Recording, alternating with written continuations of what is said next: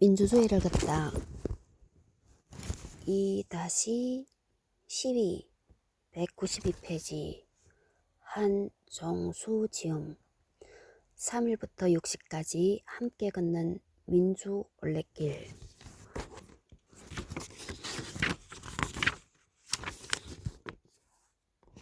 자유문고. 민주올레란 올레는 원래 제주도 말로 놀멍, 쉬멍, 걸으멍 하면서 자연 풍광을 즐기는 걷기 행사이며 자발성, 개방성, 다양성을 특징으로 합니다. 이를 모범 삼아 민주올레는 도심의 민주주의 역사 현장을 함께 걸으면서 자유롭고 여유로운 올레의 기본 정신과 특징을 살리며 진행합니다. 민주올레는 2010년 시민주권이라는 시민단체에서 3.1, 4.19, 60 등 우리나라 역사에 큰 영향을 미친 기념일에 그 흔적을 찾아 기념하자는 취지로 시작하였고 2013년 4.19 민주올레는 서울시 교육청이 주관하여 대규모 행사로 열리기도 했습니다. 이렇게 3년 정도 활발한 활동을 보였지만 주최 측의 여러 사정으로 인해 중단되었습니다. 그러다가 이 책의 대표 저자 한종수와 올레길 기획자 강욱천을 중심으로 역사민주올레라는 이름으로 2016년부터 다시 활동을 시작하였고 현재 70여 명이 함께하고 있습니다. 지금도 취지에 공감하는 이는 누구나 환영하며 함께 걸을 수 있습니다. 민주올레 모임은 순수 민간단체이지만 남산, 남영동 코스는 민주화운동 기념사업회, 관악민주올레는 관악구청과 함께 진행하였습니다. 이 책은 역사책이기도 하지만 인물이 주인공이 아니라 공간이 주인공인 가이드북에 가깝습니다. 따라서 한 인물이 여러 올레길에 등장하기도 합니다. 예를 들면 박종철 열사는 남산, 남영, 부산, 60, 관악민주올레까지 4번이나 등장합니다. 공간 역시 그런 경우가 적지 않은데 예를 들면 옛 미 문화원은 4.19와 60 민주올레에 나오며 서대문 형무소는 3.1과 4.19에 등장합니다. 이 책의 이름 구조는 다소 혼란을 줄 수도 있지만 다양한 각도로 볼 수 있는 장점도 있으니 독자 여러분의 양해를 구합니다. 민주올레 모임에서는 계속적으로 올레길을 개발하여 올레에 참가하는 올레꾼들이 친구나 가족들과 함께 즐거운 마음으로 함께 걸으며 역사적 의미도 되새길 수 있도록 노력할 것이며 향후 2번째 책으로 독자 여러분들과 다시 만날 것을 약속드립니다. 2번째 언제 나오지롱? 보자, 이거는 언제 쓴 거야? 2021년?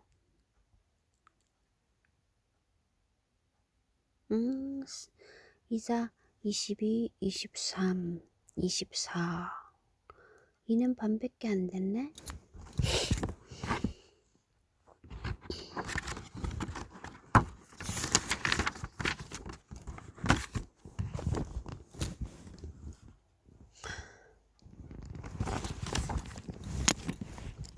(192페이지) 남산 남영동 민주올레.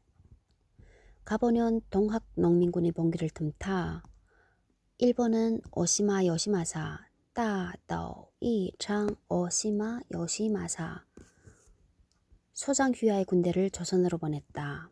오시마는 따더는 아베 전 일본 총리의 외고조부이자 일본 육군의 주류인 조시우 군뿔의 일원이었다. 그들은 조선 정부의 항의에도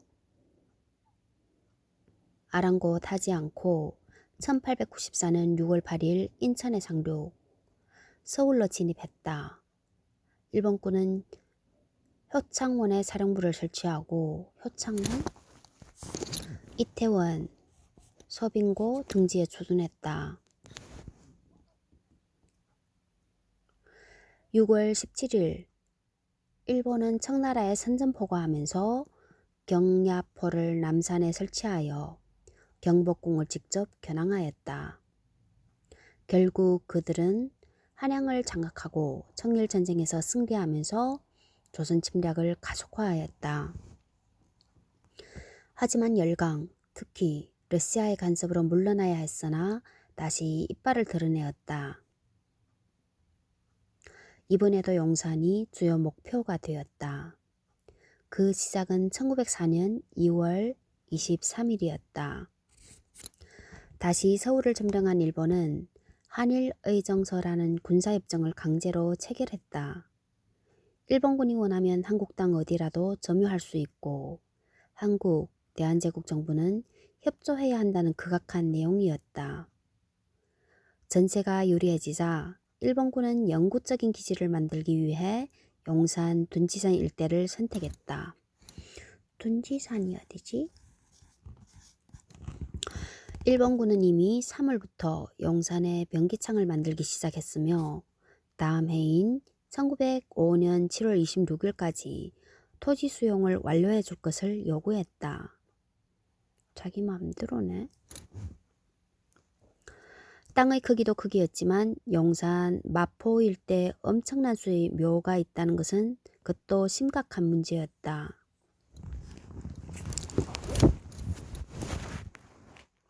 용산 땅에는 117만 기가 넘는 묘가 있었다고 한다.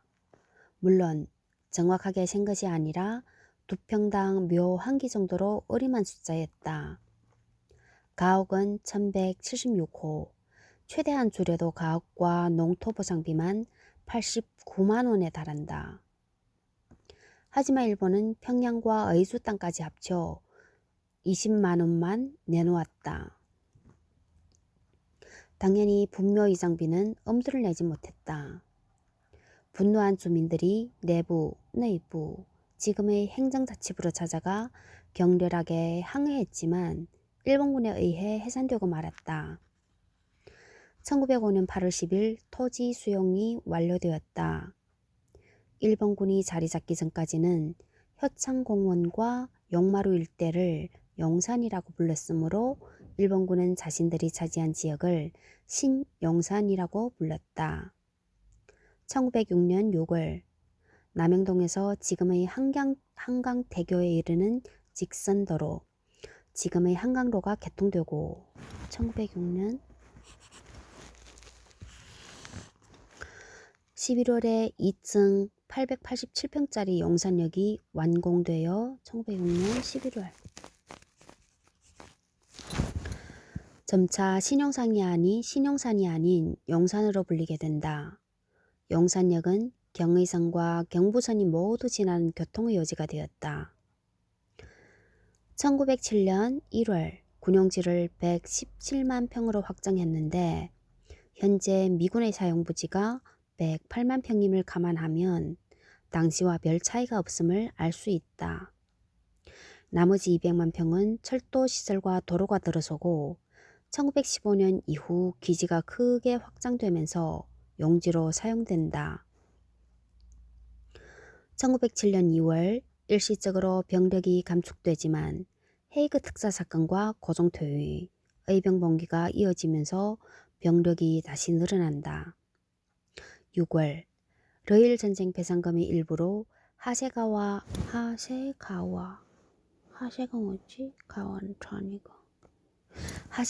사령관 관저를 지으면서 용산의 일본군 병영화는 가속화된다.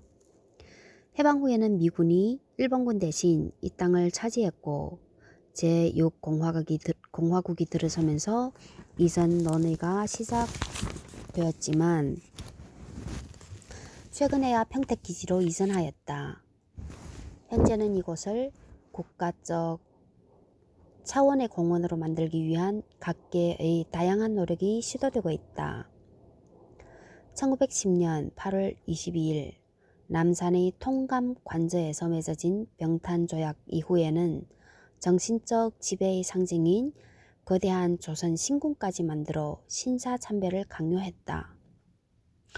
요번에 저기 파묘에서 신궁이란 단어가 나왔지. 파묘.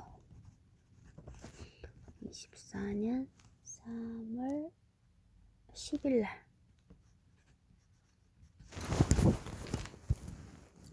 남산의 헌병대사령부는 3.1운동 진압의 중심지였다. 그 사이 남산과 용산은 대표적인 일본인 거주 지역이 되면서 우리 땅임에도 한국인들이 접근하기 어려운 공간이 되었다. 남산과 용산의 불행한 역사는 해방 후에도 계속되었다. 헌병대 사령부에는 수도경비사령부가, 중턱의 조선신궁터에는 거대한 이승만 동상이 들어섰다. 5.16 군사 쿠데타 이후에는 중앙정보부가 자리 잡으면서 남산은 공포의 대명사가 되었다. 한밤중에 남산에서 왔습니다, 모시겠습니다 라며 검은 선글라스를 끼고 느닷없이 나타나는 장정들은 저승사자나 마찬가지였다. 남영동과 용산 역시 일본군은 떠났지만 미군이 들어오면서 대한민국의 주권이 미치지 못하는 땅이 되었고, 남영동과 서빙고에는 경찰과 보안사령부의 분실이 설치되었다. 이곳에서 수많은 민주인사들이 고문을 당했는데 박종철과 김근태가 대표적인 인물이다. 다행히 남산과 용산의 이런 불행한 역사는 거의 막을 내리고 있다. 중앙정보부를 거쳐 국가안전교육부에서 다시 국가정보원으로 이름을 바꾼 국가정보기관은 내곡동으로 이전하였다. 그들이 떠난 남산은 시민들의 공간으로 서서히 변하고 있다. 용산의 미군도 최근 평택으로 떠나면서 거대한 공원으로의 변신을 눈앞에 두고 있다. 공포의 공간이었던 남영동 대공분실은 다소 모호한 성격을 가진 공간인 경찰청 인권센터로 사용되다가 2021년 6월 10일 착공식을 시작으로 2023년 2월까지 민주주의와 인권을 상징하는 민주인권기념관으로 변신할 것이다. 그러면 지금은 세워졌겠네. 민주인권기념관 2023년 2월. 서울의 남쪽을 지키는 남산과 용산의 남영동은 그 중요한 위치 탓에 외세와 군부 독재자들의 근거지가 될 수밖에 없었고 불행한 역사를 겪었다. 이제서야 시민들에 의해 서서히 제자리를 찾아가고 있는 것이다. 196페이지 남산 남영동 민주올레길. 창문도 좁네 이거는. 조선 헌병대 사령부와 수도경비사령부터 현 한옥마을, 지하철 3호선과 4호선이 교차하는 충무로역 3번 출구를 나와서 돌면 많은 국내외 관광객들이 찾는 남산골 한옥마을이 나온다. 이곳은 일제의 악명 높은 조선 헌병대 사령부터였다. 일본군 헌병대의 한국주도는 1896년 1월 을미의병의 공격에서 군용전선을 지키기 위해 파견한 임시헌병대에서 시작되었으며 일본군 헌병대의 한국주도는 1896년 1월 을미의병의 공격에서 군용전선을 지키기 위해 파견한 임시헌병대에서 시작되었으며 이들은 의병 진압의 주범이었다. 의병을 진압하는데 뭐 다른 나라 군대를 써냐?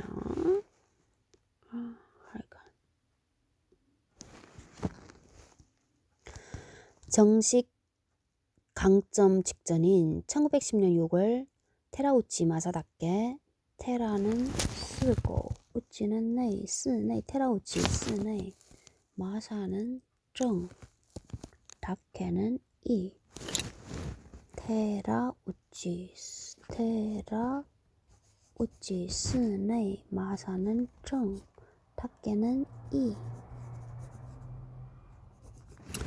테라, 우찌, 스네, 마사는 탁게, 정, 이. 테라우치 마사 탁게 통감은 한국 정부의 경찰권을 박탈하고 경무 총감부를 신설하여 헌병대 사령관이 경무 총감을 겸임토록 했다. 그 악명 높은 헌병 경찰제가 시작된 것이다. 196페이지 남산의 한옥마을 정면에 보이는 우각은 노태우가 수경사령관 시절에 지은 부대 내 사찰을 개조한 것이다. 노태우가 수경사령관 시절에 지은 부대 내 사찰을, 부대 안에 사찰이 있었다를 개조한 것이다. 전번에 말한 거. 197페이지 충무로. 헌병경찰 제도란 군대인 헌병과 민간인을 상대로 하는 경찰이 동일 계통의 명령체계 속에 움직이는 것으로, 즉 헌병이 민사나 행정 업무까지 담당하여 말 그대로 무력에 의한 통치를 실행한 것이었다. 무력에 의한 통치. 헌병은 한국인의 자유를 빼앗고 인권을 유린했다. 헌병은 한국인의 자유를 빼앗고 인권을 유린했다. 뿐만 아니라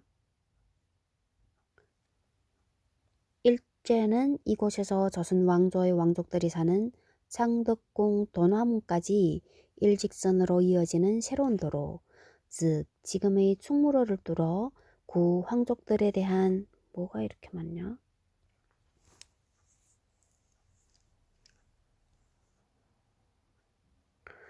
통제를 강화하였다. 충무로를 뚫어 구 황족들에 대한 통제를 강화하다.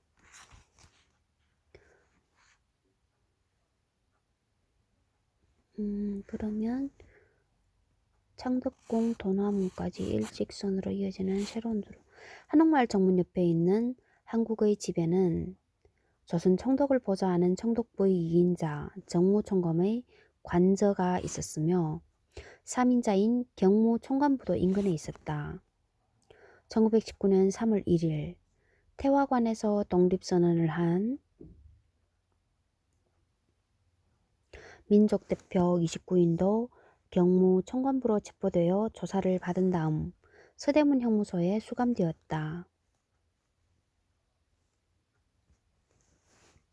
조선 헌병대 사령부 자리에는 해방 후 수도경비사령부, 1980년대 수도방위사령부로 개편됨이 들어섰다.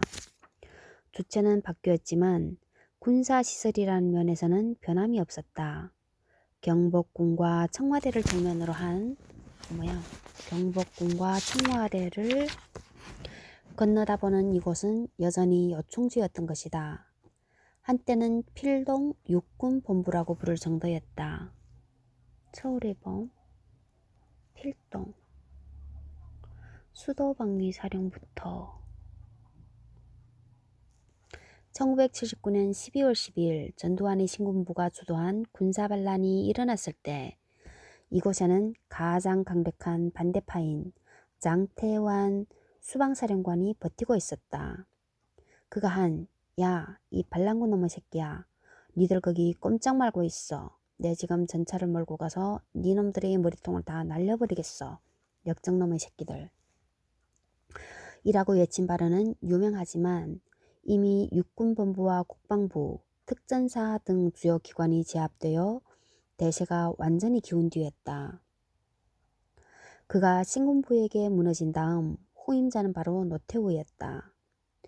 수도방위사령부는 1991년에 남태령으로 이전했다. 한 구석에는 수도방위사령부가 있었다는 표석이 있지만 관심을 갖는 이들은 거의 없다. 일반인들 뇌리에서 조선 헌병대 사령부와 수도방위사령부가 완전히 이치게 될 날도 얼마 남지 않았다. 인현시장의 안동집.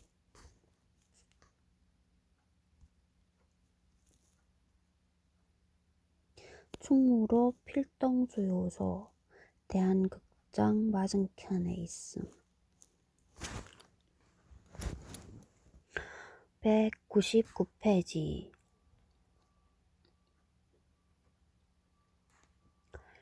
해야 할 이야기, 민주원래, 종정과 안기부란 조직, 그리고 남산에서 일어난 대표적인 사건들. 1961년 5월 쿠데타로 집권한 박정희는 한 달 후인 6월 10일에 중앙정보부법을 통해 중앙정보부 이하 종정이 중앙정보부구나. 설치를 공식화하였다. 이런 연유로 6월 10일은 중앙정보부 종정의 후신인 국정원의 창립일이 되었는데 이날은 민주화운동에서 가장 기념비적인 날 중 하나라는 사실을 상기해보면 아이러니를 느낄 수밖에 없다. 6월 10일에 중앙정보부법을 통해 중앙정보부의 설치를 공식화하고 민주화운동에서 가장 기념비적인 날은 6월 10일인데 이것을 상기해보면 아이러니를 느낄 수밖에 없다. 초대부장은 김종필. 1926년 2018년 올해도 살았다. 92살. 중정은 군사 정부의 이른바 혁명과업 수행에 장애 요인을 제거하고 국가안전과 관련된 국내외 정보를 수집하고 관련 범죄를 수사하며 군을 포함한 국가 각 기관의 정보, 수사활동을 조정, 감독하는 특수기관이었다. 박정희 정권 18년 동안 종정은 행정부, 입법부, 사법부, 그리고 정부 여당 위에 군림하는 무소불위의 존재였다. 창설 당시 김종필과 수뇌부는 광화문과 태평로 그리고 남산 숭의여대 인근과 3호터널 입구에 사무실을 두었다가 점차 국외 업무 공간은 석관동으로 국내 업무 공간은 남산으로 옮겨졌다. 따라서 남산은 중정이나 안기부를 가리키는 별칭이었다. 중앙정보부장은 남산의 부장이었다. 초기부터 일제에 부역했다가 방공투사로 변신한 일본 경찰 출신과 고문 기술자들이 여기에 참가했다. 따라서 남산행은 고문을 당하고 간첩으로 낙인 찍힌다는 의미였다. 결국 중정의 후신인 국가안전기획부 이하 안기부는 국가안전기획부 스스로도 남산이 가진 부정적인 이미지를 불식시키기 위해 1994년 서울시와의 토지 교환을 통해 현재의 내곡동 청사로 옮겼다. 고문실이나 도청실 등은 사라졌지만 남산에는 그때의 건물이 대부분 남아서 서울시가 사용하고 있다. 초대부장 김종필은 일본 외상 오히라 마사요시, 오는 따, 히라는 빙, 마사는 정, 요시는 팡, 히라가 빙이구나. 따, 빙, 정, 팡, 따, 빙, 정, 팡, 따, 히라, 빙, 마사, 요시, 히라, 마사, 요시를 만나 지금 또 논란이 되고 있는 한일수교를 주도하여 1964년 6월의 6.3항쟁을 유발했다. 1968년에는 통일혁명당 사건을 조직하여 신영복 교수가 지하실에서 고문을 받고 20년 동안이나 억울한 감옥살이를 해야 했다. 1973년 서울대학교 법대 최종길 교수는 전번에 우리 서울대가 본대. 이곳에서 고문을 받던 중에 사망했으나 투신 자살로 조작되었고 1974년 인혁당 재건위 사건 관련자들이 이곳에서 참혹한 고문을 견디다가 서대문 형무소에서 형장의 이슬로 사라지고 말았다. 1980년 김대중 내란 음모 사건을 조작했음은 물론이다. 1980년대의 구미 유학생 간첩단 사건 등 수많은 간첩 사건들도 대부분 이곳에서 처음부터 조작되거나 엄청나게 과장되었다.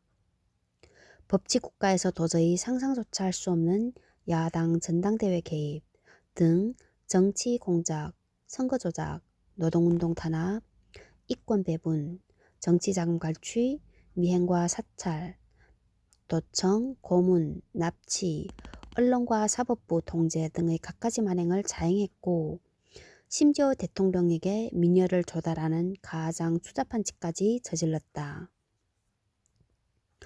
이는 김재규와 최홍사 박선호가 11.6 거사를 하게 된 이유 중 하나가 되었다.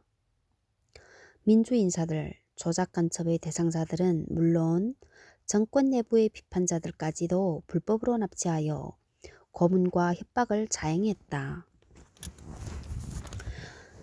또한 남산은 삼선 개헌과 유신헌법의 초안 작성을 주도한 공간이 되기도 했다. 정부 위의 정부였던 중정과 안기부는 남산에서 무려 23년 동안이나 대한민국의